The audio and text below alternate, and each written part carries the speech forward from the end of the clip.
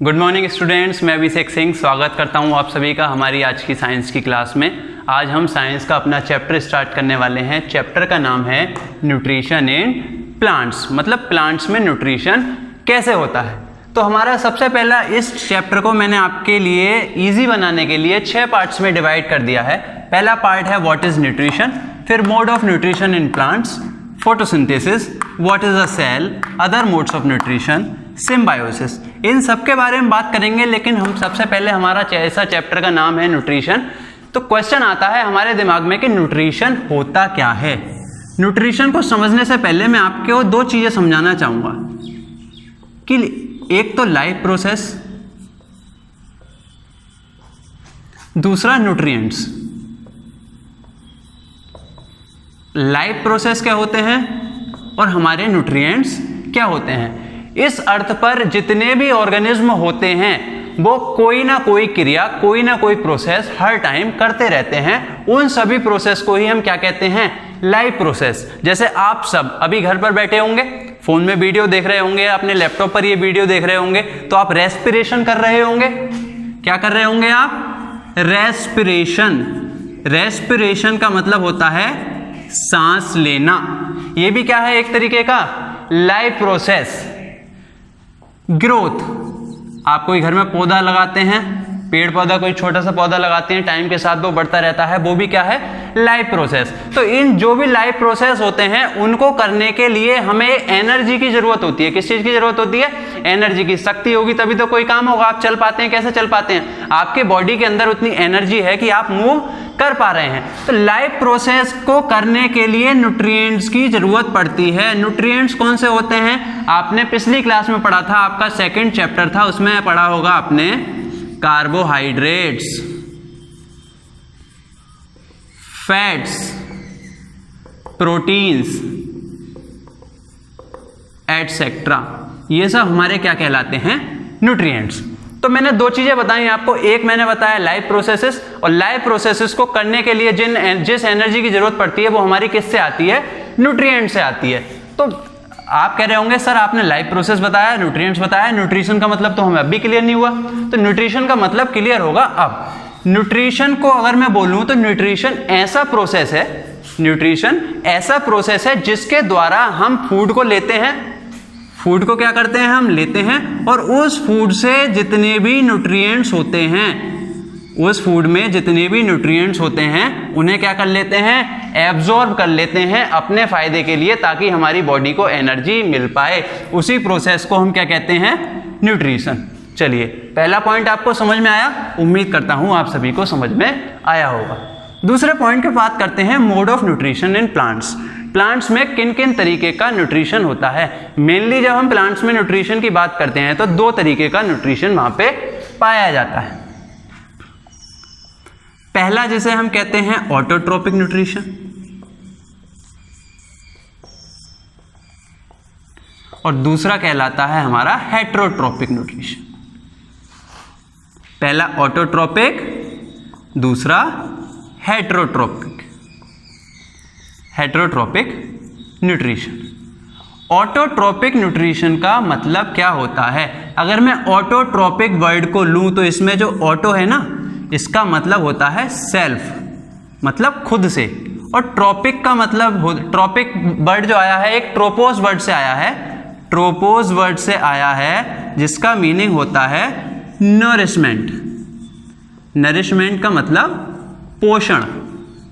देखिए, self nourishment मतलब खुद से ही पोषण करना। हमारे कुछ ऐसे ऑर्गेनिज्म होते हैं जो अपना पोषण खुद से करते हैं, उन्हें हम क्या कहते हैं? ऑटोट्रोपिक न्यूट्रिशन करते हैं वो। और जो ऑर्गेनिज्म इस न्यूट्रिशन को करते हैं उन्हें कहते हैं हम ऑटोट्रॉप्स।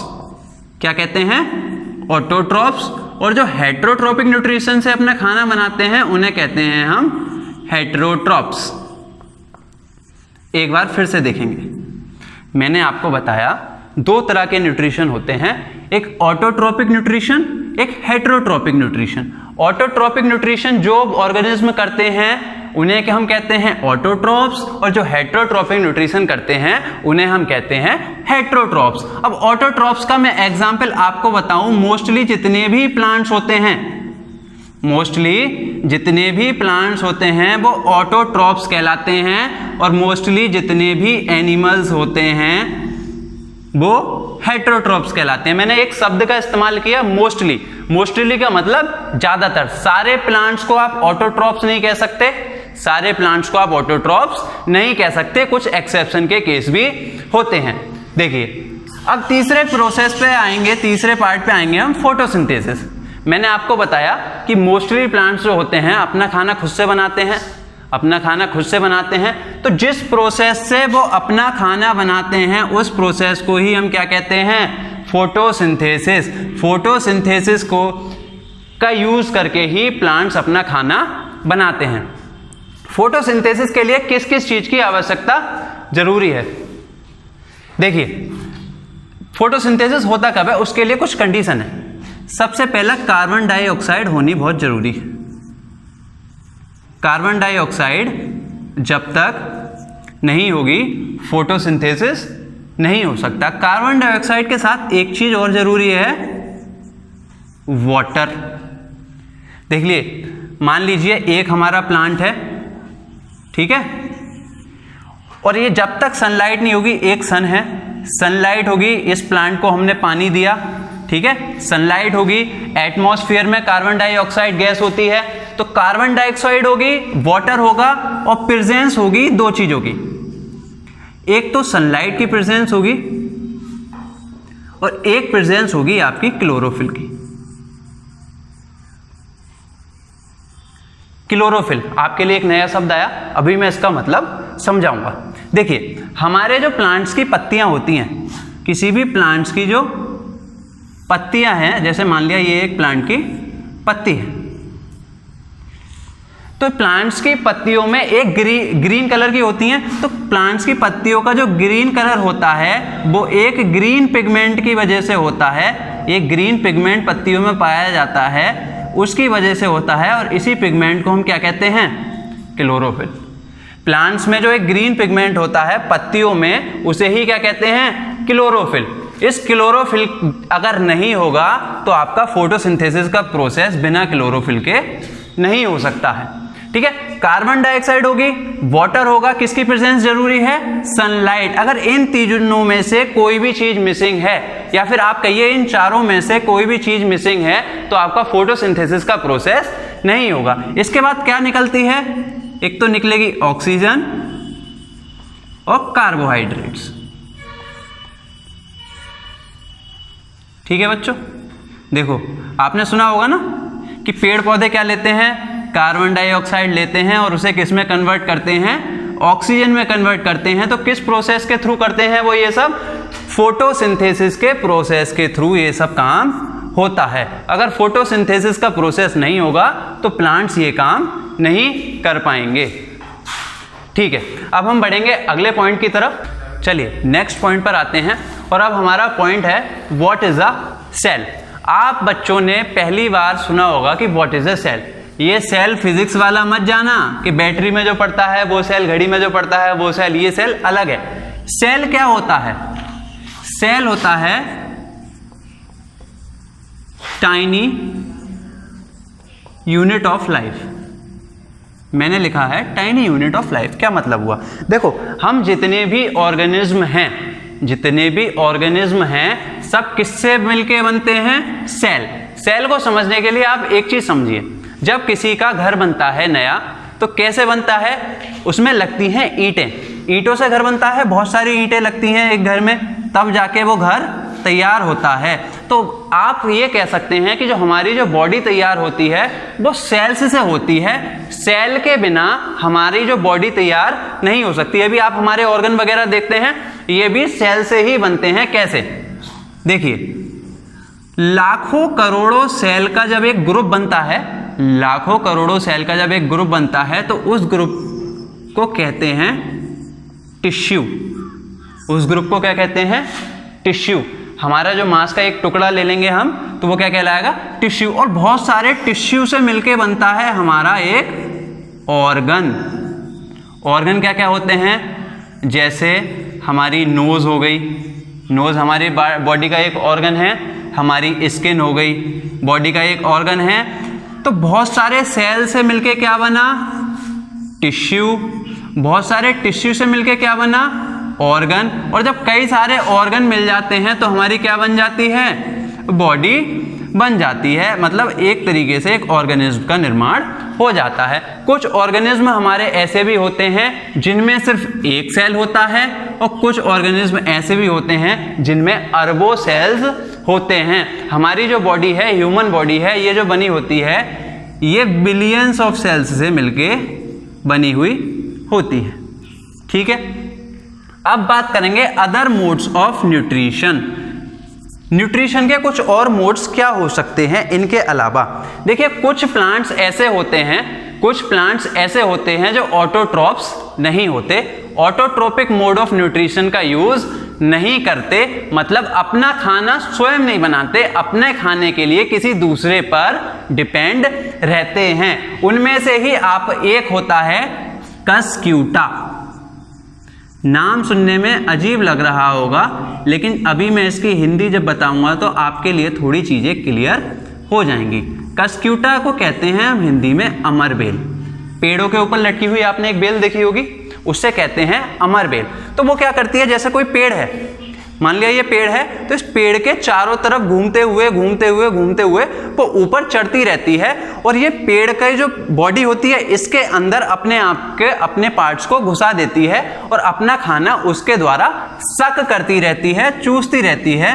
तो इसे क्या कहते हैं हम, कस्क्यूटा। तो कस्क्यूटा में कहीं फोटोसिंथेसिस यूज हुआ, खुद से इसने अपना खाना बनाया। इसने अपना खाना किससे बनाया, किसी दूसरे ट्री से बनाया।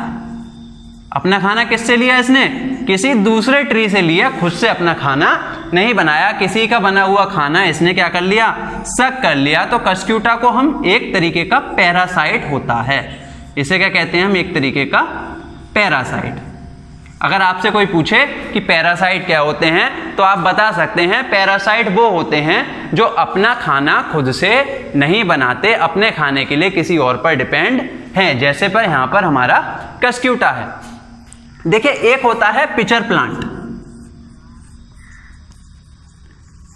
पिचर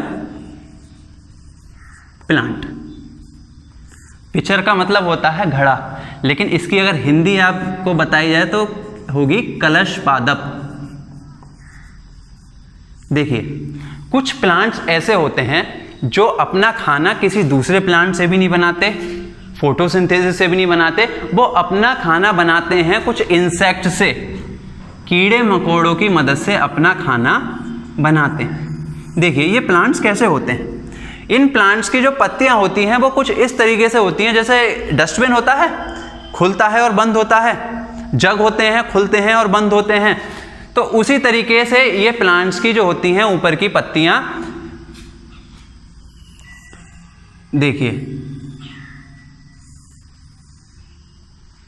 ये है एक पिचर प्लांट। एग्जाम्पल के लिए मान लीजिए ये एरिया इसका ऊपर का, ये एक तरीके से इसका ढक्कन टाइप का है, जार टाइप का बना हुआ है। अगर यहाँ पर आकर कोई इंसेक्ट बैठता है, जैसे कोई इंसेक्ट यहाँ पर आया और यहाँ पर आकर कोई इंसेक्ट बैठा, तो ये जो उसका ढक्कन है बंद हो जाएगा और इस इंसेक्ट को ये डाइजेस्ट करके न्यूट्रिएंट्स को ले लेगा। इस प्लांट्स को हम क्या कहते हैं, पिचर प्लांट। और ऐसे जितने भी प्लांट होंगे उन्हें हम कहते हैं इंसेक्टिवोरस प्लांट्स, इंसेक्टिवोरस प्लांट्स। ठीक है बच्चों, ये भी आपको समझ में आ गया होगा। अब बात करते हैं सबसे लास्ट में सिम्बायोसिस। सिम्बायोसिस क्या होता है?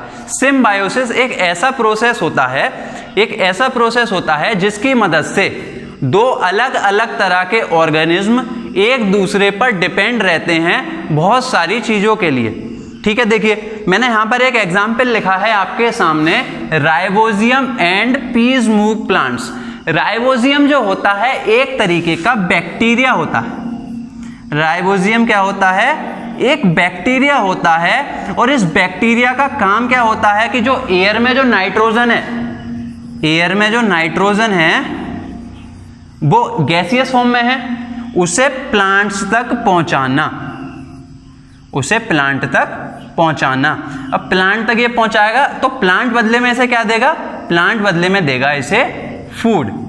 देखो जितने भी हमारे प्लांट्स होते हैं ज़मीन में से जब उगते हैं तो उगने के लिए उन्हें नाइट्रोजन की ज़रूरत होती है। देखिए एक बहुत सिंपल सी चीज़ से आप जानिए कि खाद के कट्टे खाद आता है, खाद फर्टिलाइजर्स जिन्हें कहते हैं। फर्टिलाइजर्स को जब आप देखोगे किसी फर्टिलाइजर की किसी बोरी को देखोगे या किसी पैकेट को देखोगे तो उस पर बड़े बड़े शब्दों में लिखा होता है नाइट्रोजन, कि इतने % इसमें नाइट्रोजन है। अगर नाइट्रोजन आपकी जो सॉइल होती है उसमें नाइट्रोजन भरपूर मात्रा में होगी तो प्लांट्स जल्दी से ग्रो करेगा। तो सॉइल का भी एक तरीके का न्यूट्रिएंट क्या है, नाइट्रोजन। तो ये नाइट्रोजन डायरेक्टली एयर में से तो ले नहीं सकते।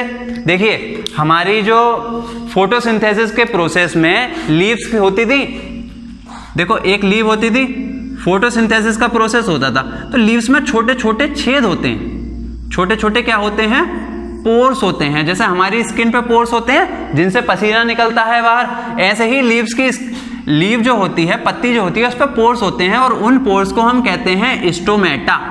क्या कहते हैं, स्टोमेटा। तो इन स्टोमेटा की मदद से प्लांट्स कार्बन डाइऑक्साइड को ले तो लेते हैं लेकिन उसी सेम प्रोसेस से नाइट्रोजन को ले नहीं पाते, और नाइट्रोजन को नहीं ले पाते तो नाइट्रोजन की तो जरूरत प्लांट को है। तो नाइट्रोजन की जो जरूरत प्लांट को है वो क्या दे रहा है, हमारा बैक्टीरिया। बैक्टीरिया प्लांट को क्या दे रहा है, नाइट्रोजन, और प्लांट से वापस क्या दे रहा है, खाना। तो एक दूसरे पे डिपेंड हुआ है किसी ना किसी चीज के लिए। तो इसी रिश्ते को, इसी रिलेशनशिप को हम क्या कहते हैं, सिम्बायोसिस कहते हैं। एक बार फिर से रिवाइज करेंगे कि आज हमने क्या क्या पढ़ा। आज हमने सबसे पहले पढ़ा कि न्यूट्रिशन क्या होता है। न्यूट्रिशन के अलावा हमने लाइफ प्रोसेस जाने कि लाइफ प्रोसेस, बहुत सारे लाइफ प्रोसेस होते हैं जिनको कंडक्ट करने के लिए एक एनर्जी की जरूरत होती है, और वो कहाँ से आती है, न्यूट्रिएंट से। और न्यूट्रिएंट खाना लेने का और खाना लेकर न्यूट्रिएंट्स को एब्जॉर्ब करने के प्रोसेस को ही हमने क्या बोला, न्यूट्रिशन बोला। फिर उसके बाद में हमने न्यूट्रिशन के मोड्स पढ़े, कौन से थे, ऑटोट्रोपिक और हेटेरोट्रोपिक। जो प्लांट्स है, जो organism autotrophic mode of nutrition का यूज करते हैं उन्हें हम कहते थे ऑटोट्रॉप्स, और जो दूसरों पर डिपेंड होते हैं अपने खाने के लिए उन्हें हम कहते थे हेटेरोट्रॉप्स। तीसरे में हमने बात करी थी फोटोसिंथेसिस। फोटोसिंथेसिस एक प्रोसेस था जिसकी मदद से प्लांट्स अपना क्या बना रहे थे, खाना। सेल के बारे में बात करी। सेल क्या है, एक टाइनी यूनिट ऑफ लाइफ, सबसे छोटा यूनिट लाइफ का क्या कहलाता है, सेल कहलाता है। इसके अलावा कुछ और न्यूट्रिशन के मोड्स के बारे में हमने बात करी थी, और सबसे लास्ट में हमने बात करी थी सिम्बायोसिस की। तो बच्चों आज की क्लास में आपके लिए इतना ही। अच्छे से पढ़िए। इस क्लास के नोट्स आपको प्रोवाइड कर दिए जाएंगे डिस्क्रिप्शन में, उन्हें डाउनलोड करिए, नोटबुक में लिखिए, अच्छे से पढ़ाई करिए। Thank you.